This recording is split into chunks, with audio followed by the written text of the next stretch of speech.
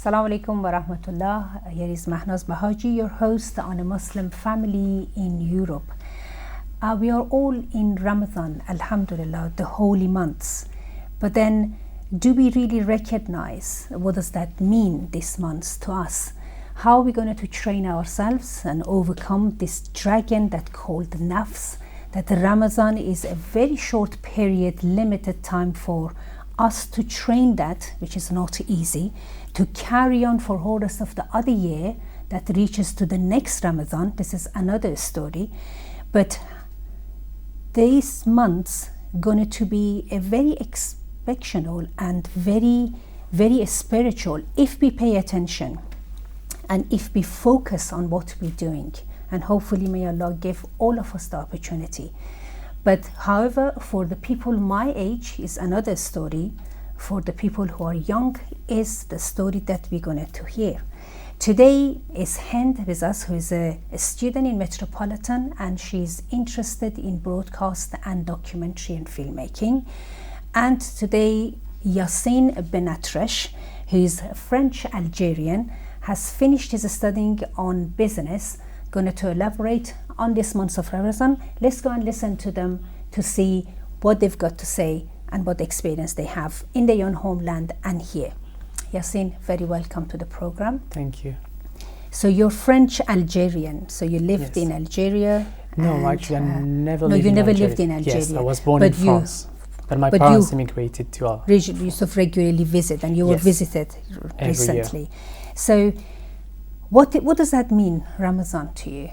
Ramadan means to me a lot. It means a month where we have to think again about Allah, about all the things we have around us, and be merciful, and be thankful. And it's a month where we think about others and ourselves, think and help others if we can, do good actions, read especially the Quran during this time, and make more effort in our behavior and in our learning of our religion. And yes, I do like it. It always gives some kind of if I can call it like this, a new chance, to be a bit better. Do you think it's a sort of very deep challenging for you? That's deep challenging. Yes, that's really, really, really challenging. So you're not living at the moment here with your family. Boys usually used to go for mommy's food and all the rest. Yes. So how would you cope with that then? That's even harder. That's really harder. I think with families, and that's something also about Ramadan, is to be with your family and your relatives and friends again, and we make contact and appreciate each other. And during Ramadan, you don't have that. No, I don't have that. Again. Like for instance, when I was living with my parents, they will wake me up in the morning. We will eat together, for the sahur, and now I don't have this, and I don't have even the courage to wake up in the morning to eat a bit before starting the fast of the day. So is it just a time that you have to educate yourself? Yes. We're going to go into that, because is it parents' fault that this has happened later age, to you, or is it you don't have, that strong motivation? But then we get into that. So the same question to you, Hind. What does that mean, Ramadan, to you? Ramadan means a lot to me. It's a month, and it's probably the most popular month in the Muslim Ummah, and non-Muslims alike also recognize this month. A lot of people divide it into 3 sections. The first 10 days for mercy, the middle forgiveness, and the last for, dua, pretty much. And for me, Ramadan is such a special month because during this month, your hasanat are increased. Every little good deed you do, the hasanat are multiplied to a degree where no one actually knows. And so you can really take advantage of this. And I think that by fasting, the way I look at it is, during the other months, you don't fast, but you have to be a good Muslim. So you have to hold your temper, you have to hold your tongue, not swear, you have to pray, you have to you can fast on Mondays and Thursdays also. But the thing that makes Ramadan so special is that the reason why most people get angry or aggravated is because they're hungry. And so when you're fasting, it makes it more difficult to hold your temper and do all of these things. And Allah subhanahu wa ta'ala recognizes that and He rewards that. And I think that that's something we really need to take advantage of and just like enjoy, because you know, the gates of hell are closed and the gates of Jannah are open. And so you really have that opportunity, and I'd encourage everyone to take advantage of it. You know, Yasin, that before the months of Ramadan, Shaitan works very hard because he knows that the door is going to be closed when the Ramadan starts. Lots of, you know, aggravation and anger comes out. I've just heard it a few days ago between the families and the mother and son, the sisters and brothers, or the neighbors, or the community that you get involved. Suddenly there is a sort of big bang of fighting and they don't know what it is. But then if you know the knowledge and when you recognize it, and when you educate yourself in every Ramadan, until the next Ramadan, you have to keep that, isn't it? So when that happens, because Shaitan sent all his soldiers to work on you and make that fight happen, and when that fight happens before Ramadan, it is not easy to forgive. So whole your Ramadan being ruined. I mean, I don't know whether you have the same experience or not. What is your suggestion, or what is your experience on that? If it happens, how to deal with it?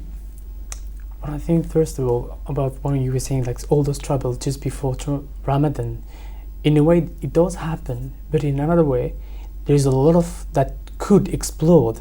But because, you know, people sometimes are good Muslim, and I already heard they said, no, it's Ramadan coming, we have to calm down, you know, we have, you know, to prepare ourselves. That's the benefit of this month. I did hear, actually I did hear more people saying this before Ramadan than hearing problems. They were saying, no, Ramadan is coming, that's not a good starting, you know. They say like this, that's not a good starting, but inshallah Allah will help me, and this anger gonna go, and we're not gonna go more into trouble. Like if it will be after Ramadan or maybe later on the year, maybe the situation will have been different. But yes, that's more what I hear. And yes, people have to educate themselves, you know, and especially about the Ramadan, because this is the most important month of the year.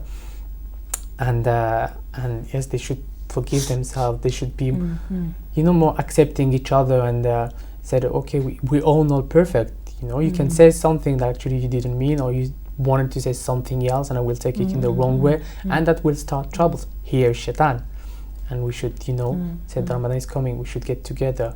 You know, forgive each other, and you know, love each other. It started in a very sort of good, peaceful way.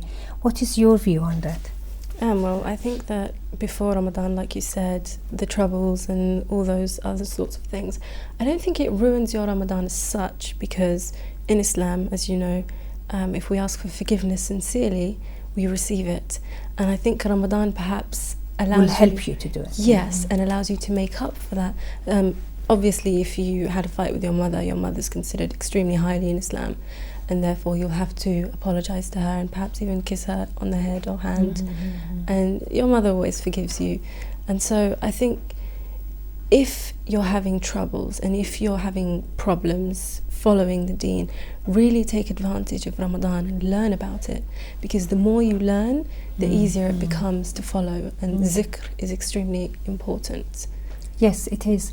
But then family, I don't know, the education is different when it comes to family. Each family educate their children at a different level.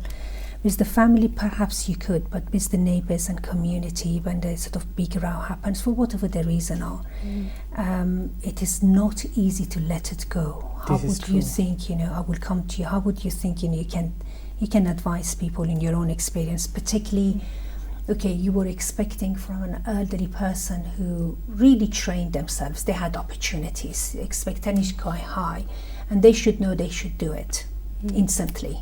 You just say, oh, forget it, nafs of human being, it's all right. But the youth, just, you know, being new to the world, they just here 20, 22 years, hasn't been that opportunity to train themselves. Maybe the family taught them, but what do you think, you know, in your experience, what they should do if such a problem arises? With the neighbours. With the neighbours, with the community that you get involved, one or two person, you know, like Rasulullah sallallahu alaihi wasallam says, you know, give 70 or 72 reason, then start judging or having sort of a quarrel or row with one another. But then we don't even give two. So how would you come about? Well, I think the ultimate role model in Islam is the Prophet Muhammad sallallahu alaihi wasallam. And if we use his example, there was a woman who was giving him a lot of trouble, an elderly woman, and he would do nothing but be kind to her and bring her food. And at one point when she was sick, he brought her food, and she couldn't believe it. She couldn't understand why someone who she would hurt deliberately would bring her food, and she converted to Islam after that. So I think that most of that comes from ignorance. And so his example was, be kind, teach through goodness, and that way, you know, people will, if someone's bad to you, that's between them and Allah. You know, you've just got to do what Allah tells you to do, and that's be good to everyone. That's the way I see it. That's the way you will see it. Yes. Because so you're saying those one who do not sort of, you know, some families, they don't have this high education. Unfortunately, it's not because they're not bad people, or unfortunately many Muslims, particularly the parents, as the one who immigrate out of their own country, they're focusing mainly on a material side. It is a fear. So all human being has got that fear. They want home, they want food, they want security, and also is a pride. You're proud of to put your hands in your own pocket rather than begging. Begging is not in. So they're focusing on that knowledge. And when you come to, you know, non-Muslim country, your children automatically would not learn. Do you agree, you two? I do agree with that, unless definitely. You know it, you perform it, you send them to a sort of an education department, which is a mosque or Islamic school, etc. Many of them, they didn't have that chance. So those who do not know and those who know, how do you think they can come to the point, which way they can teach one another to not to be offended? You know, this is another part of the nafs. So don't tell me what to do, and how do you know, and I know. Do you know what I'm trying to say? I know, definitely. And actually I see myself in that situation. And my own experience was that most of my knowledge in Islam, I went to search by myself. I went to read, ask questions, you know, to different people, then, you know, make some sort of my view, and then read again, read the Quran, and that's the way I got most of my knowledge, you know. And when I look how I was before I get those knowledge and now, I would say, you know, changing my behavior. And that's where we were talking about those people who was getting angry and, you know, and having arguing to one to another. And yes, before I was getting into trouble easily. I would get upset, you know, swear and really feel angry inside me, and nothing will stop it, you know. But now that I know more about Islam, and that nobody is Islam exactly, this anger, you know, I'm not saying it's not here, because it does happen, but Islam make it like calm, you know, it make it like relaxed. For instance, if I'm having an argument, for instance, with my brother or with him, and we will start, you know, raising our voice, I will just say straight away, you know, and I will say, you know, Allah, help me, I don't want to be angry. And it will start coming down. And after, when it will be, you know, prayer time, I will go pray, you know, come back and be much more relaxed. That I think the knowledge of religion gives a lot. Yeah, someone, when he doesn't know what is religion, you know, which is peace and love, so it's just no anger. It's no anger and you know, and fights and argument. Hint, have you ever had that experience that you know, you get angry, people do wrong to you, and there is, because you overcome all these and educated yourself, there is no anger? Yes, and the thing that makes that possible is you look at the person and they're yelling or swearing at you, and you remember Allah is giving you hasanat for everything they're saying, for every time you stay silent or reply quietly. So that it's kind of like money in Jannah that's how I like to think of it. You're Good bargain, huh? Yeah, you're getting a good bargain because you're not doing anything and they're just giving you this money, well, these hasanat. So you look at them and you say, okay, and sometimes that offends them more, so I try and look away. But then, you have the odd occasion when you can't, you have to, then you say astaghfirullah. But then it's quite difficult to, how can I put it, it's like sort of, then you think you've been oppressed and you're not supposed to be oppressed, you have to stop that. This fine line, it always play that game in your mind. I come to you, Yasin, how do you deal with it? Is it oppressing or is it I'm just trying to educate my inner self and teach the other person something? So there's a fine line over there, because when you allow the person do it all the time and they think they can do it to you, it's incorrect. Yes. So I think that's an excellent point to bring up, actually, because there is a fine line between human rights and someone being ignorant. And I would bring up the example in France, for example, where they ban the hijab. I think that's a breach of human rights, full stop. If you want to wear a hijab, you should be allowed to wear it. If you don't want to wear one, you shouldn't be forced into wearing one. But if someone, for example, walks down the street and says, oh, your religion promotes terrorism, then I feel like it's my duty to say, well, actually, no, it doesn't. Well, you might have this misconception because of the media and everything around you, but really, it's not like that. And I feel it an obligation, and sometimes it's difficult because you just want to walk away. But it's better to say if you know. If you don't know, it's better to go. So I think that's an excellent point. There is a line where you can't breach my human rights, and I have to speak. Islam doesn't promote me to be quiet on this occasion. But if you're just, being ignorant or speaking out of anger, then I should give you your time. Okay, now the other thing is, it happened to me once or twice, and many other girls too. You come into the sort of, underground station in a bus, and then a person, for whatever the reason are, because of your scarf, they're attacking you. So how would you go about? Would you just say, okay, I'm going to be patient, I'm going to say anything, because that might harm you, because they might have a knife, they might have a punch, something. Because it is, what would you do? You leave the situation, ask for protection, or would you just, you think, no, I have to sit over here, listen to them and convince them, because the person might not be in the right mind to listen to you? Well, that's I've never been in that situation, alhamdulillah, and I think you're very brave to have been in that. I think you have to be there to know, because I would imagine you'd be shook from the inside, because you wouldn't imagine getting on a bus and someone just attacking you for no reason. But I mean, in this country, the main advice they give you is to turn away and to not look at that person directly, because usually there's something wrong with them, and I mean, Islamically, I can't say that I know exactly what you have to do in that situation, but I would assume, if they look like someone you can talk to or ask, why did you do that? Can I ask? That really upset me. Why would you do that? I'm just a human being like you. Then do that. But if they're clearly someone who's not, you cannot approach, then I would advise against this is it. the fine line that you have to know exactly what to do. So it's not sort of there are people that you have to really give them a time. There is time to the person that you give many times, that you have to walk away or sort them out. Otherwise it would become to a dhulm, that means darkness and oppressor. So you cannot allow it to grow. What's your view on that? What would you do?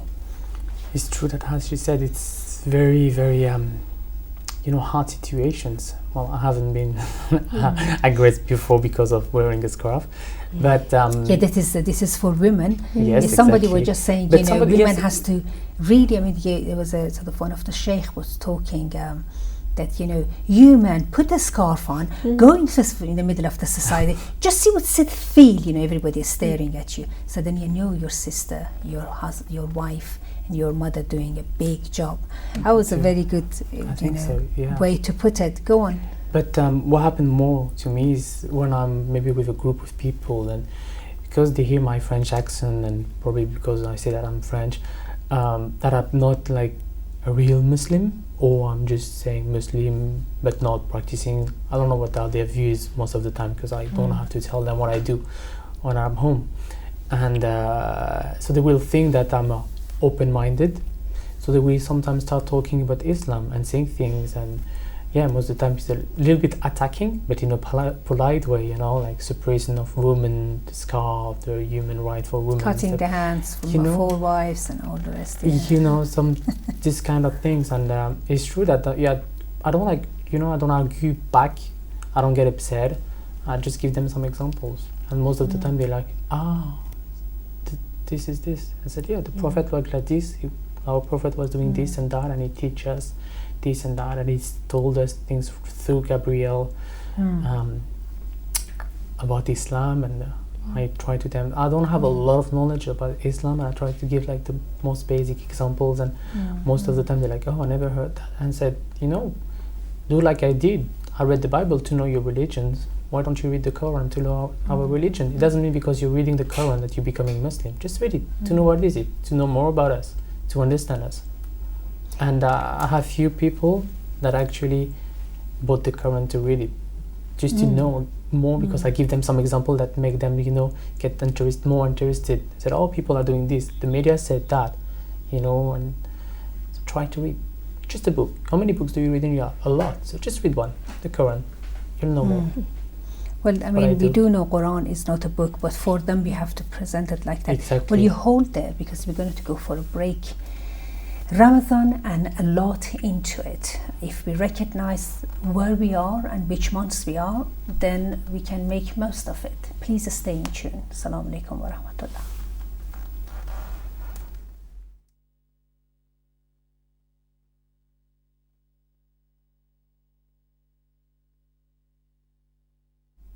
Assalamu alaikum wa rahmatullah. Here I am, Mahnaz Bahaji, in Muslim Family in Europe.